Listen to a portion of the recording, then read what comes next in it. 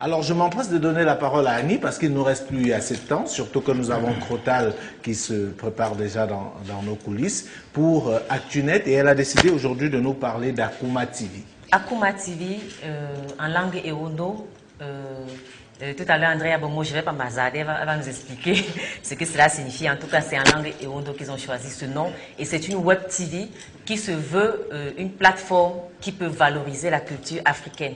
Alors moi, j'ai envie directement de vous demander une brève présentation peut-être de ce projet de web TV. D'accord. Alors Akuma, déjà, ça veut dire richesse en Ewondo.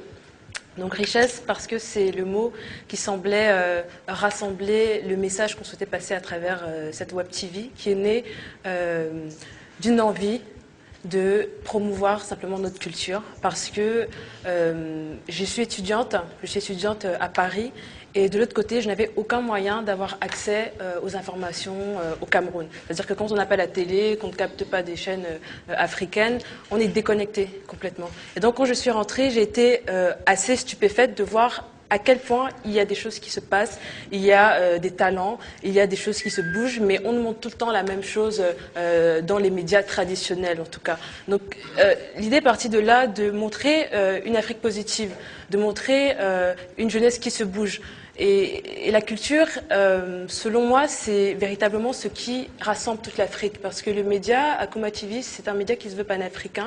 C'est-à-dire que nous voulons rassembler toutes les énergies de l'Afrique, du continent et des diasporas en un seul média et à travers justement des reportages qui mettent en valeur la culture, que ce soit la musique, l'art, les arts comme la mode, le cinéma, mais aussi des talents comme justement le stand-up, mais sans oublier la dimension aussi traditionnelle et historique, parce que c'est quelque chose qui nous tient véritablement à cœur, l'histoire, les traditions.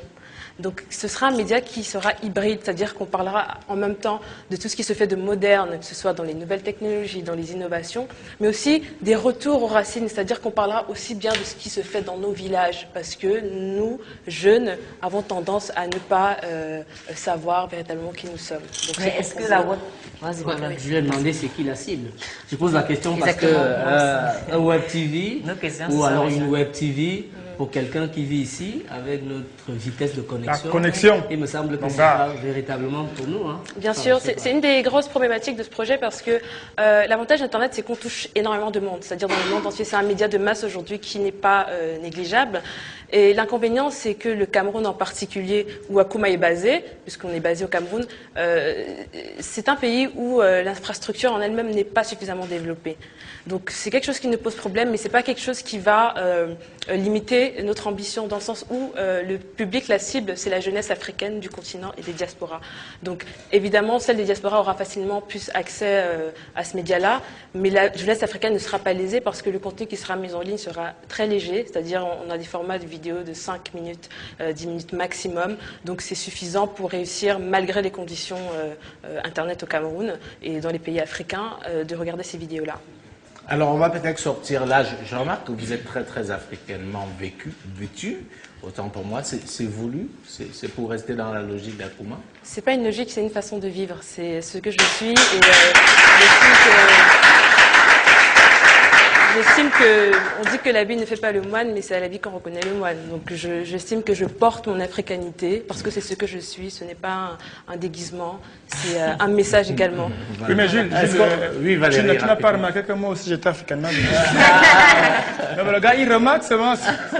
Alors, on va peut-être terminer. Est-ce que ce projet, vous prévoyez une version télévisée? Parce qu'on parlait tantôt de limites d'Internet, mais aujourd'hui, la télévision, elle va partout, même Bien dans sûr. les villages, elle va partout. Est-ce que la version TV de ce projet est dans vos affaires? Bien sûr qu'on y pense parce que Internet et la télévision, ce sont des médias qui doivent cohabiter et non se remplacer l'un et l'autre.